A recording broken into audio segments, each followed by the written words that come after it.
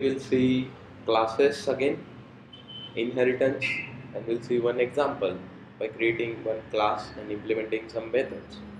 So for this, I'll go to the playground again, blank playground, and I will name it as inheritance demo, and I'll save it inside iOS Jan 2018 Swift Basics. Okay, so let me remove this line, we don't need it. Fine. So what we'll do, we'll write one class and we'll see how inheritance works. So see, class A is there. Class A is having property variable A of type integer, and we'll be using one initializer for this. A is equal to 0. This is the default initializer. You can put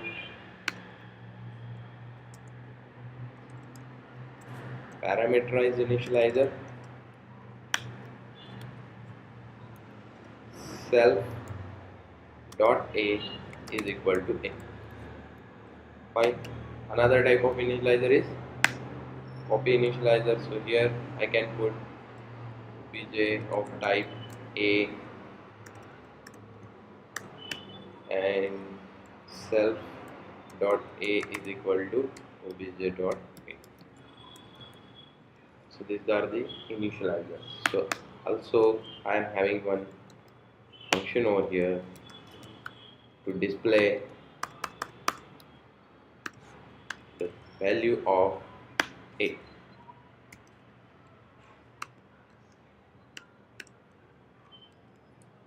Value of A, I can get it by this.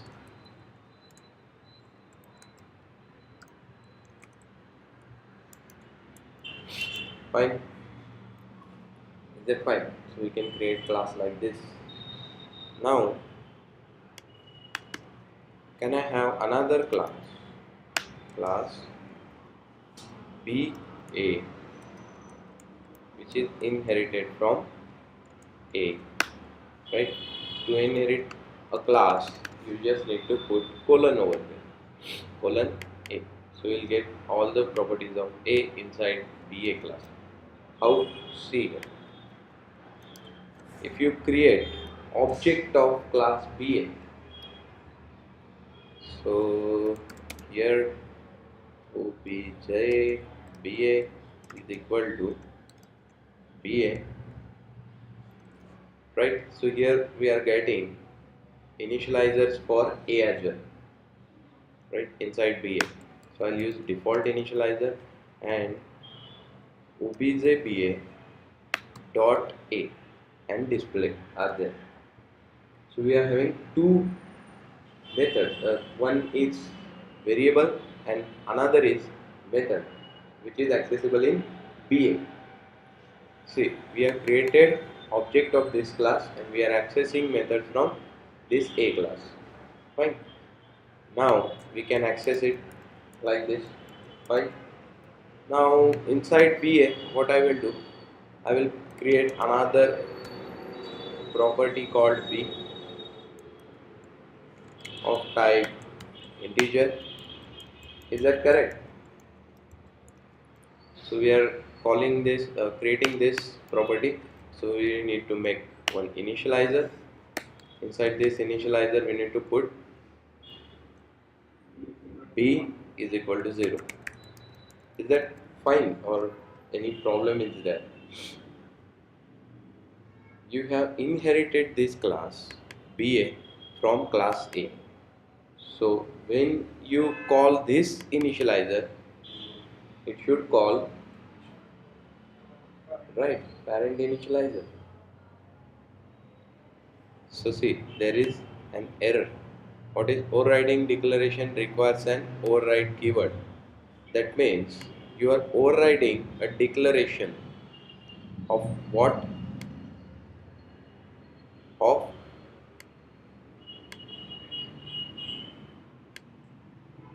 this init, right? So what we'll do,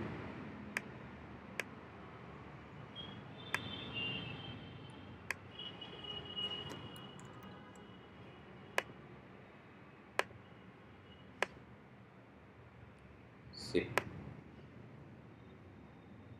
overriding declaration requires an override keyword to the init. So what I will do, I will add override over here.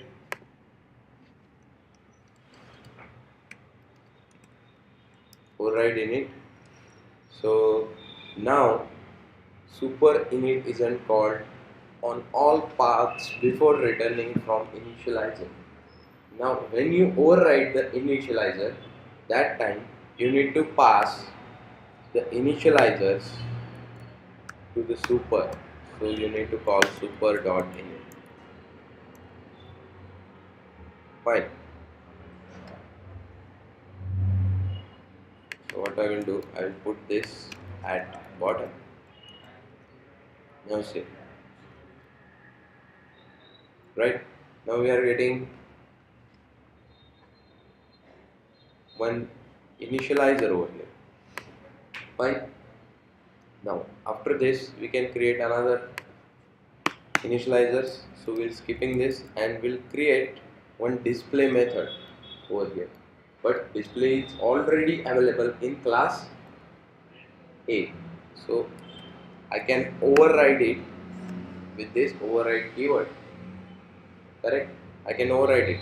So here what I will do, I will print both the values. Value of A will put over here as A, and slash n value of B will use B. Fine. So when I call dot B is equal to 10 and 20. Now when I call display method with that object, then which display will call? Yes, overridden method will be having value of A and B. Correct? Now see carefully what I am doing. Where obj 1 is equal to, or having type BA, what it is, having type BA, and I will initialize it with A. Is that possible?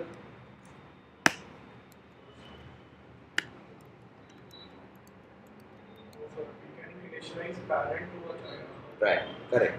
So I can write like this. I can declare it as A and I can initialize it with B. And what if I call display method of obj1? Which method will call? obj1 dot display. Which one?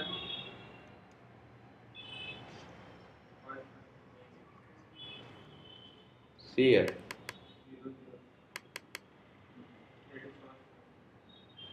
Second one. Correct. So you have initialized it with BA. So that's why it will call the method display over here. How? See here. How? See here. So when you declare as a type A over here, that means this object is of type A. Now this obj will follow the rules of class A. Class A. But you are initializing it with class BA, which is a subclass. Now what properties you have initialized? You have initialized the properties of BA class. Correct? The second class. And when you call the display method, it will searches for immediate reference. So what is the immediate reference? Immediate reference is BA class because you have initialized it with. So it will searches inside a BA class first. If there is a display method, then it will call display. Otherwise, if you have not overridden display, then it will call the display of A. So let's see. We'll get a display call over here. See, 10 and 0.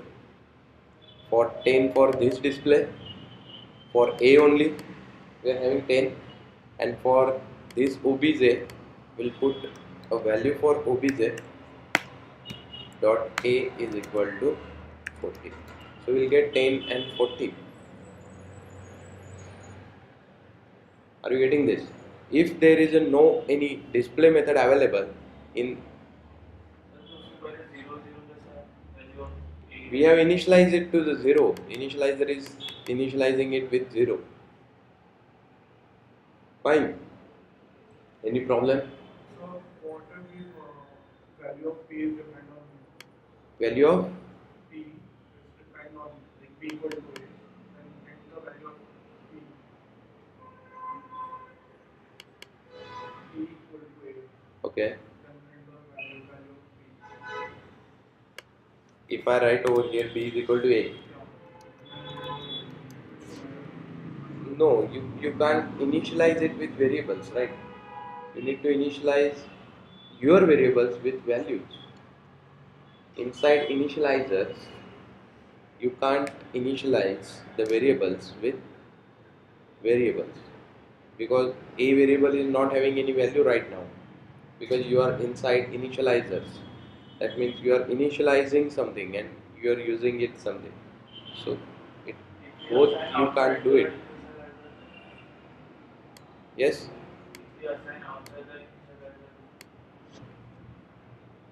Outside the, what you will do, where you will put here. After that where object BA is equal to BA उसमें नीचे अगर अपन assign किए Yes, you can write it. See here, obj ba dot b is equal to obj ba dot a. You can assign. So both b and a will have same values, right? Very simple. It's any problem. So we can inherit any class inside our class, right?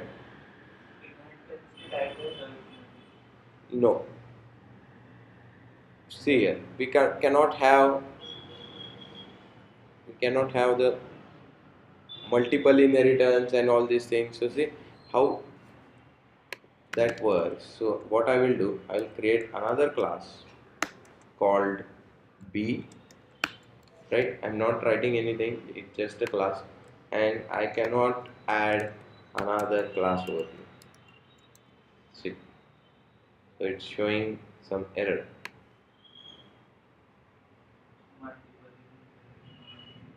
right? Multiple inheritance from class A and B, class BA is not allowed. You cannot add it, right?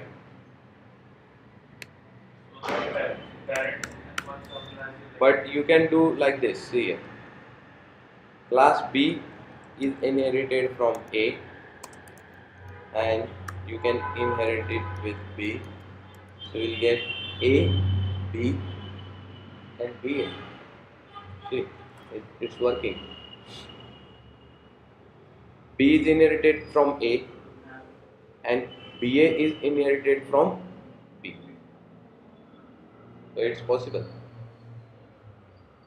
that you can have the value. Fine. Any problem?